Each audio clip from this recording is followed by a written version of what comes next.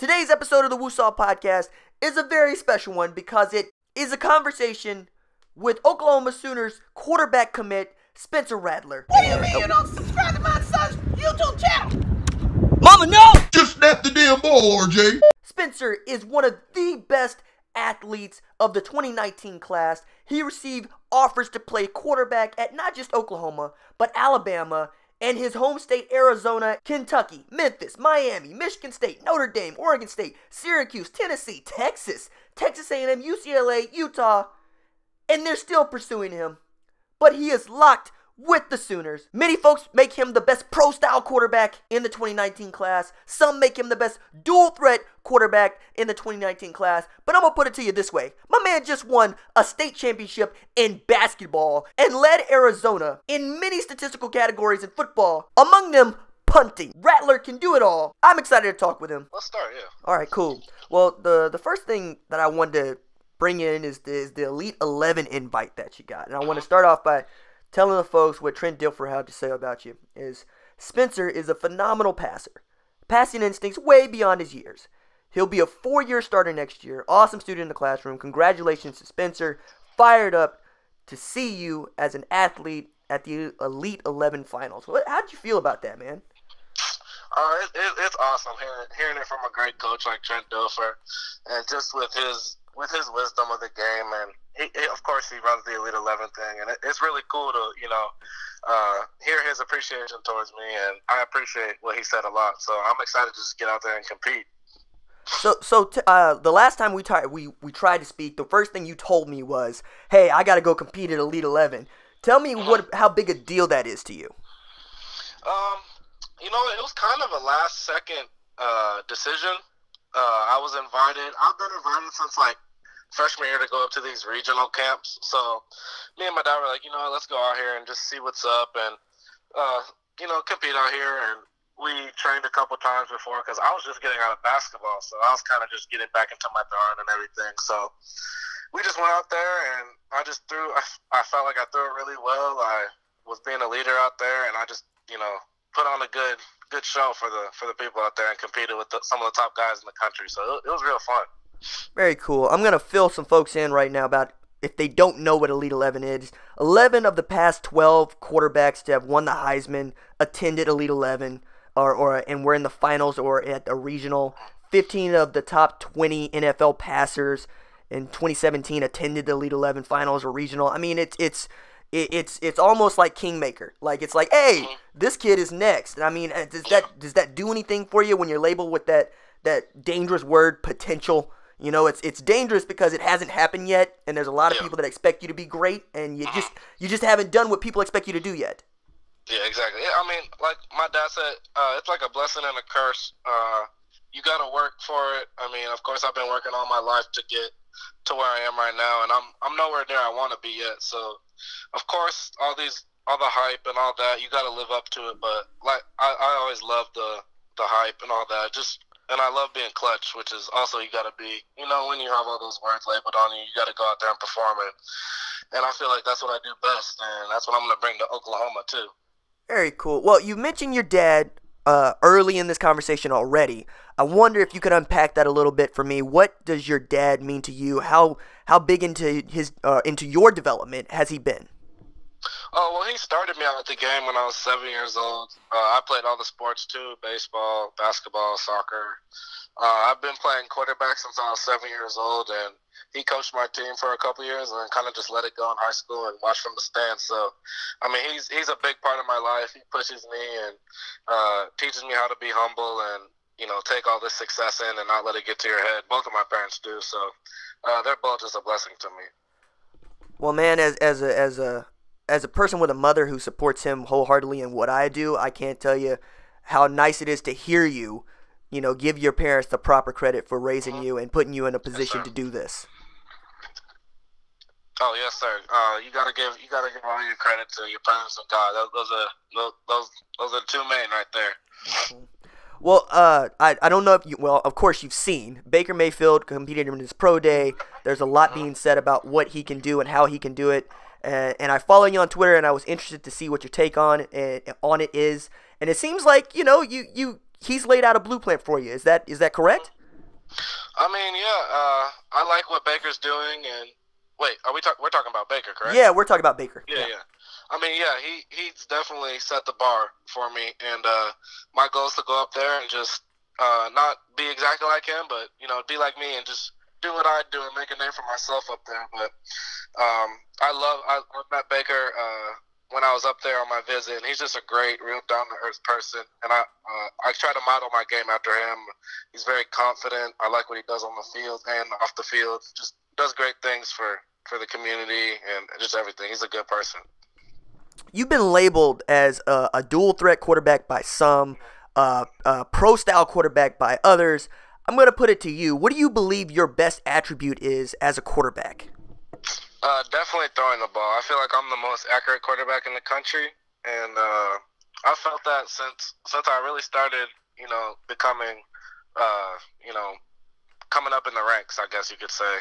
I feel like since I've thrown with some of these guys I've seen that are supposedly the top guys, I'm right up there with them, if not better than most of them. So I credit that to my quarterback coach, Mike Giovando. Actually, I just got on the training session with him right now, and we just get right every Sunday, and we work on the little things, fundamentals, throwing motions, all that good stuff, footwork. So I would call myself a pro-style quarterback that could definitely run.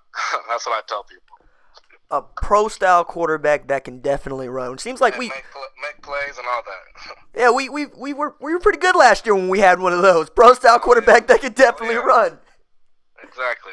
Well, my next question was more recruiting related, and it is which of the 2019 recruiting targets, that be your class, would you like to see committed to Oklahoma who hasn't already?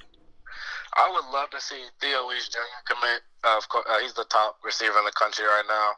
And then Noah Kane from IMG, their running back. Those are the top two I'm trying to get here. So Theo would be a great target. And he likes OU a lot right now. And same with Noah, so that's good. Well, I mean, that's one of the things that's been very encouraging as a Sooners fan is to see how active you are in recruiting. I wonder if that has to do with being, an earlier commitment in June or just being quarterback and trying to be a leader for your class. A little bit of both. I committed a little early, which is good for the quarterback position because then you could kind of just lay back and work and then also recruit other guys in your class. So that's really what I'm trying to do, just make our 2019 class the best recruiting class in the country. Well, it's already on the way, and I know that because you are the highest-rated quarterback to commit to Oklahoma since 2005. What were you doing in 2005? Shoot, I was 5 years old. I was probably playing around with Legos or something. That was a striking statistic for me too. Considering we've had some pretty good quarterbacks since 2005. Notably, Sam Bradford, Landry Jones, and lately Baker Mayfield. But with this new group of quarterbacks that we have competing for the job right now, I wonder, have you spoken much with Kyler Murray, with Austin Kendall, with Tanner Schaefer, and what, if anything, do you have to say about them?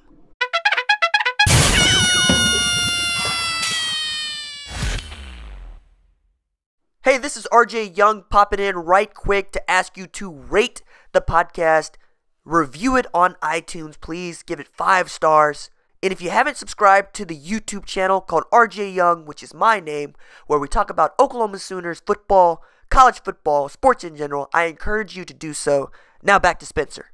Of course, I know Kyler Murray. I never got to meet him. I didn't see him when I was up there, but he's probably the best high school player of all time. He's a great player, baseball player too. And I've heard of Mordecai. I've seen him on Twitter. He's solid, he looks like. So I'm just looking forward to compete with all of them, become friends, and become close with them and learn from the older guys. Well, it's interesting that you mentioned Tanner Mordecai because in the circles that I run in, which is, we're fans, we like what we see, but there's already talk about, hey, Tanner and Spencer are going to be battling, man. And I wonder, do you feel some kind of way about that, or is it just whoever wins the job wins the job? I've always liked competing, and I'm not afraid of any competition. So Coach Riley told me when I get up there, it's going to be a competition, just like every year he said. So I'm going to just be ready when I get up there. That's the main goal, be physically and mentally ready when I get up there to compete with those older guys. Very, very cool. I like to hear that. I really do, because I think you would understand how many people believe that once they get to where they're going, that they're finished. And it sounds like you still got work to do. Oh, yes, sir, for sure. Would you be interested, and I know it hasn't been extended to you, but I got to bring it up because you just won a state championship in basketball. Have you thought about being a two-sport athlete at Oklahoma? No. Everybody's telling me on Twitter, you're going to play two sports, this and that, Instagram hitting me up. But no, this is my last year of basketball. Because next year, people think I'm early enrolling, but I'm not going to early enroll. I'm just working out the whole year and getting ready to get up there in the summer so I could be physically and mentally ready with the game and just all that stuff. So this is my last year of basketball, so I told myself I had to go out with a ring, and that's what we did. So it was fun. With a ring and OU socks on. Solid choice. Yes, sir. Yes, sir. So you've said that you're not going to early enroll, which I think a lot of people are they wanted to know, and I'm glad you said so. Do you believe that you're going to sign during the early signing period?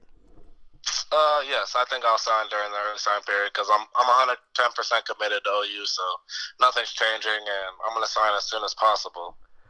Well, I got to say, as an OU fan, I'm happy to hear that because there's been some articles circulating, as they do for everyone. You're no different on this, but UCLA, USC seem to be coming at you pretty hard here lately.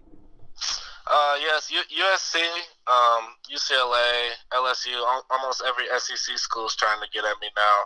Ohio State, Clemson, all those schools are hitting me up constantly, but I really never answer to them. So they all know I'm committed to OU, but you know how those coaches are. Still try to get their players, but I just respect them and say, you know what, I'm already committed.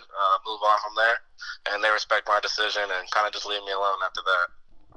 Well, I mean that's interesting because you're from Phoenix, Arizona, and that's USC, UCLA would consider you home base for them. I wonder, what is it that pushed you over the top for Oklahoma being the place you want to call home? To be honest, ASU, the hometown schools, U of A, Arizona State, Arizona State offered me. They're my first offer, but they never really recruited me heavy like Coach Riley.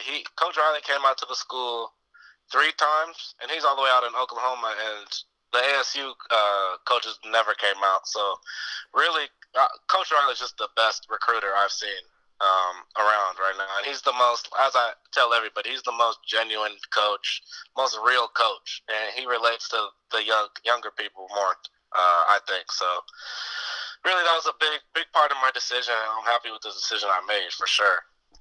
Well, again, I love to hear that. It's because at Oklahoma, we've always been proud of how we recruit and who we recruit. And once we make a commitment to someone, we follow up on it. And for a coach to come out, seriously, like you said, to come out to Arizona from Oklahoma 3 times, was it in 1 year, or was it how many? That was in I think the width of 2 months, 2-3 months. Oh goodness. He's been out to the school, let's see, 4 or 5 times. But once he became a head coach, he couldn't come out because that's a rule. So yeah, he had the receiver coach actually come out to my basketball game this year. Would that be Cale Gundy or Dennis Simmons? Dennis Simmons. Okay. So he came out to the basketball game, and I think we won by 40. So it was cool seeing him and saying hi and seeing how he's doing, and just OU always is showing love, no matter where I'm at. Again, that's great to hear. I wonder though, because a lot of us wondered. It seemed as if your commitment was pretty much bang with Lincoln Riley being named the head coach at Oklahoma. He was recruiting you as an offensive coordinator and quarterbacks coach at the time. So did that change your decision? Did that strengthen your decision? What did that do for you? It was really between Oklahoma and USC, but once I went to USC, I didn't get the exact feeling I had when I wanted to go to OU. So it's kind of okay. So I wanted to go to OU. Just because they were recruiting me hard, and I felt like that was the right place. We wanted to get out there and visit. And then Lincoln told me he was going to become the head coach, in, I think, 2 days before he became the head coach. Coach Riley told me. So once he became the head coach, I was like, Dad, I'm going here. So we're going to go visit this next week or something. And I told Coach Riley, we're pulling the trigger when we get out there. And he was just happy. And just real appreciative. And once we got out there, everything was perfect. Like I say all the time, the facilities were the best facilities I've ever seen. The fan base is crazy. All the coaches are real, genuine, just cool people, and just the town, the campus, everything. Yeah, so that's why I really just pulled the trigger. That was 2019 Oklahoma Sooners quarterback commit Spencer Rattler. Amazing interview. I'm excited for him. I'm excited that he's going to play for the Sooners. If you like the podcast, support the RJ Young YouTube channel where we talk about Oklahoma football, college football, sports in general every single day. This podcast was willed into existence by patrons of that channel. Without them, we would not be here. There would be no Spencer Rattler interview. Please consider becoming a part of that community who also heard this podcast earlier than anybody else did. All right, that's it for me. If you like the podcast and the videos, don't forget to like and subscribe. Deuces.